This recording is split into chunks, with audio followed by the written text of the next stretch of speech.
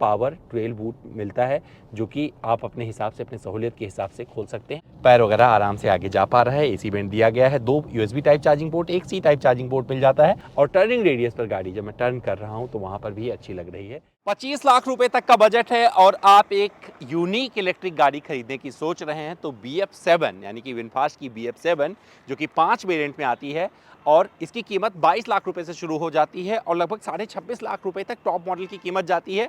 Top model में sky एक glass के साथ आता है, एक नॉन ग्लास वाला आता है, तो इसमें कोई सनरूफ नहीं मिलने वाला है। आराम से चलाइए, गर्मी वगैरह नहीं लगेगी। और अपने इस वीडियो में एक फर्स्ट ड्राइव इंप्रेशन में आपको बताने जा रहा हूं कि इस गाड़ी में जब आप बैठेंगे और चलाएंगे तो किस तरीके का फील मिलने वाला है, क्योंकि बहुत टाइम से इस गाड़ी का वेट कर रहा था और फाइनली हमारे पास में आ चुकी है। और आज आपसे अपना फर्स्ट ड्राइव एक्सपीरियंस इस गाड़ी के साथ में शेयर करना इसलिए बनता है क्योंकि आज मिड साइज एसयूवी सेगमेंट की बात करेंगे इलेक्ट्रिक में, तो वहाँ पर MG ZS EV, ionic 5, EV6 जैसी गाड़ियाँ अवेलेबल हैं और वहाँ पर टक्कर देने आई है विनफास्ट की BF7, जिनका बहुत कुछ इरादा इंडिया में करने का, अपना प्लांट भी लेकर आए हैं और ठीक ठाक गाड़ियाँ इनकी अब सड़क पर नज़र भी आने लगी हैं।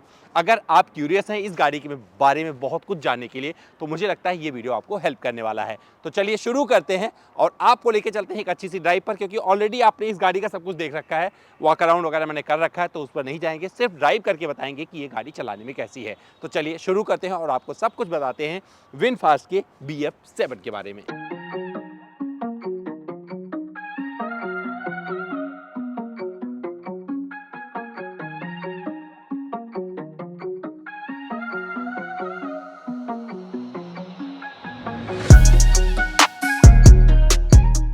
तो भैया विनफास्ट यानी कि BF7 के रियर सीट पर बैठा हूँ और यहाँ पर बैठकर बता सकता हूँ, जब लॉन्च पे गए थे तो लग रहा था कि सीट में जगह नहीं होगी, लेकिन यहाँ पर सच में मुझे ठीक ठाक जगह मिल रही है और मैं यहाँ पर आराम से बैठकर अपना कर सकता हूँ। थोड़ी सी सीट छोटी लग रही है, थोड़ा सा और होता तो अच्छा थाई सपोर्ट मिल जाता, लेकिन लेग रूम ठीक मिल रहा है। बट लेग रूम में एक दिक्कत हो रही है कि हल्का सा इधर पैर सीट के अंदर जाने में थोड़ा सा ऐसे, तब जाके कंफर्ट मिलेगा। तो मुझे लगता है छोटी छोटी चीज़ें हैं जो फीडबैक के आधार पर और कंपनी उसे इंप्रूव करेगी आने वाले टाइम में, ये भी क्लियर है। लेकिन यहाँ पर कैसे लग रहा है देखो, एक तो ये ग्लास रूफ वाला नहीं है, तो टॉप मॉडल है लेकिन ग्लास रूफ वाला नहीं है, तो यहाँ पर मुझे फ़ायदा क्या हो रहा है कि भैया आराम से मैं यहाँ पर बैठा हूँ और मेरा पैर वगैरह आराम से आगे जा पा रहा है। एसी वेंट दिया गया है, 2 यूएसबी टाइप चार्जिंग पोर्ट, एक सी टाइप चार्जिंग पोर्ट मिल जाता है। साथ में यहाँ पर सॉफ्ट टचेस कई जगह मिलेंगे, तो यहाँ पर बैठा बाहर देखूंगा तो कुछ इस तरीके से अंदाज होने वाला है। और यहाँ पर देखो क्या है भैया, कप होल्डर आर्म रेस्ट के साथ में इस तरीके से मिल जाएगा और ये 3 एडजस्टेबल हेडरेस्ट मिल जाते हैं इस तरीके से, जो कि आप अपने हिसाब से एडजस्ट कर सकते हैं। मुझे लगता है 2 लोगों के लिए परफेक्ट जगह है ये। अगर आप एक इलेक्ट्रिक गाड़ी ढूंढ रहे हैं जिसमें बैठकर लंबी दूरी की यात्रा कर पाएँ तो मुझे लगता है ये परफेक्ट होने वाला है।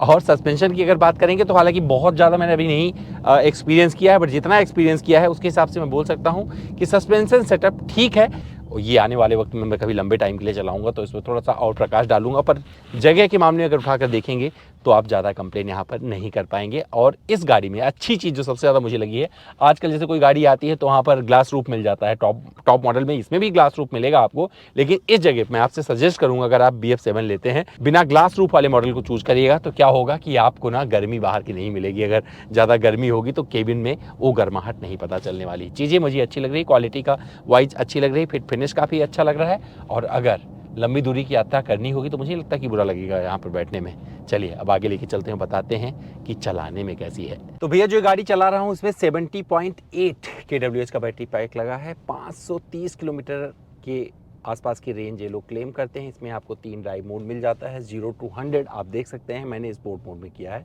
और यहीं पर आपको स्क्रीन के सहारे ही सब कुछ चूज़ करना है। अगर आप मोड वगैरह चूज़ करना चाहेंगे, इको में मैंने अब लगाया है।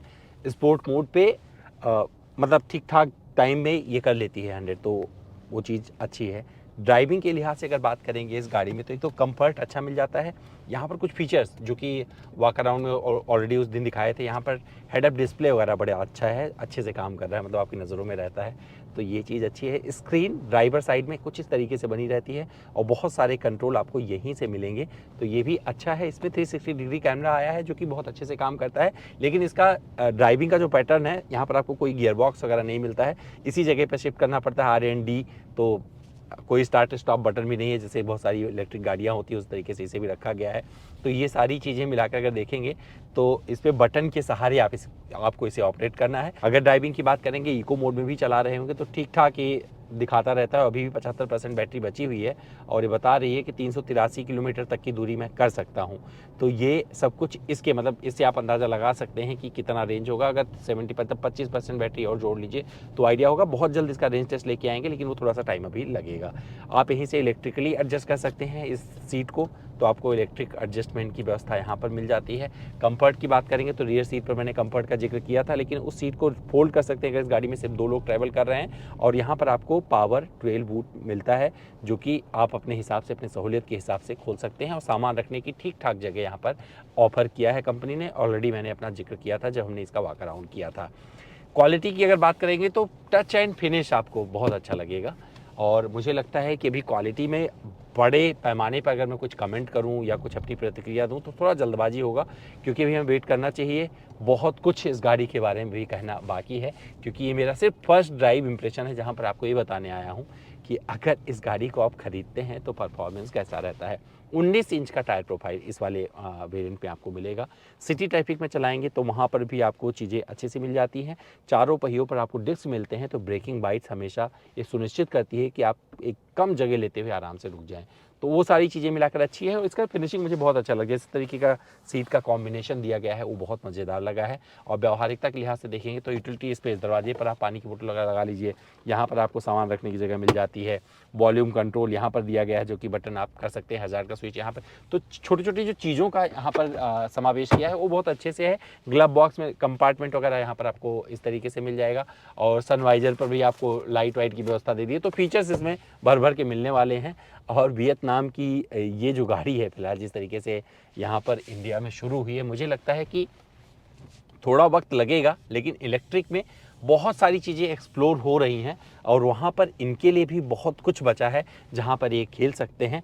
स्पेस के मामले में इन्होंने अच्छा किया है। 4500 मिलीमीटर के आसपास की ये गाड़ी है। लंबाई की बात करेंगे, अच्छा व्हील बेस है जिसका फ़ायदा रियर में मिला है। जब हम पहले वॉक अराउंड कर रहे थे तो वहाँ पर लग रहा था कि शायद जगह वगैरह का कोई इशू तो नहीं आएगा, बट ऐसा कुछ नहीं है। इसमें आपको कई सारे कनेक्टेड फीचर्स मिल जाते हैं। और चार्जिंग की एक का जो उन्होंने अपना कमिटमेंट किया है, डीलरशिप नेटवर्क इन्होंने अपना बढ़ाना शुरू किया है, तो मुझे लगता है उस पर अगर आपने विनफास्ट खरीदी है तो मुझसे ज़्यादा प्रतिक्रिया दे सकते हैं, क्योंकि मैं जानना चाहता हूँ आप में से कितने ऐसे लोग हैं जो विनफास्ट के चेन को यूज़ करके अपनी गाड़ी को सर्विस कर रहे हैं, क्योंकि वहाँ पर काफ़ी कुछ फ्री का ऑप्शन इन्होंने कमिटमेंट के तौर पर दिया था। तो मुझे लगता है कि वहाँ जिस तरीके से चीज़ें कंपनी ने दिखाई थी, जो वादे किए थे, अगर उस पर ये खरे उतरते रहे तो काम हो जाएगा।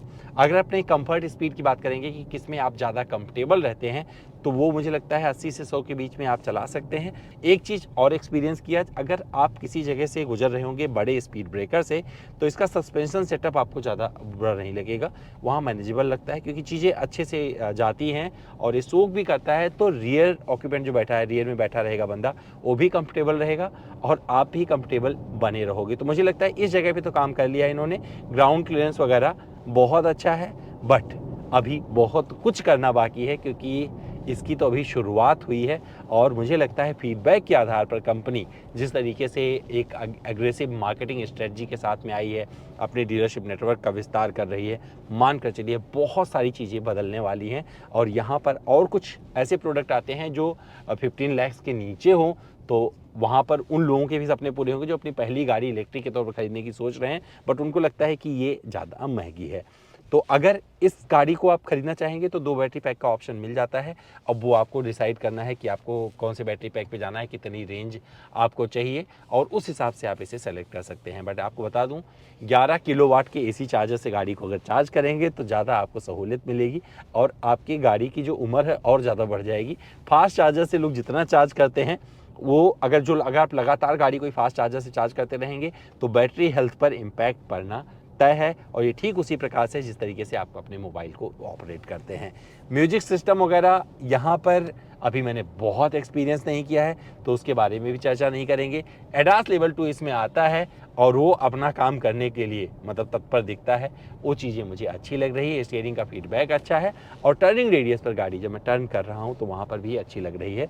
तो पहला इंप्रेशन यही है कि कंपनी ने एक अच्छी शुरुआत, मतलब बोलते हैं एक ठोस शुरुआत की है, बस इसको शेप देना बाकी है। वो शेप कैसा होगा वो डिपेंड करता है कि आप लोग इन्हें कैसा रिस्पॉन्स देते हैं। तो भैया हमारे इस फर्स्ट ड्राइव इंप्रेशन में फ़िलहाल इतना ही बोलना चाहूँगा।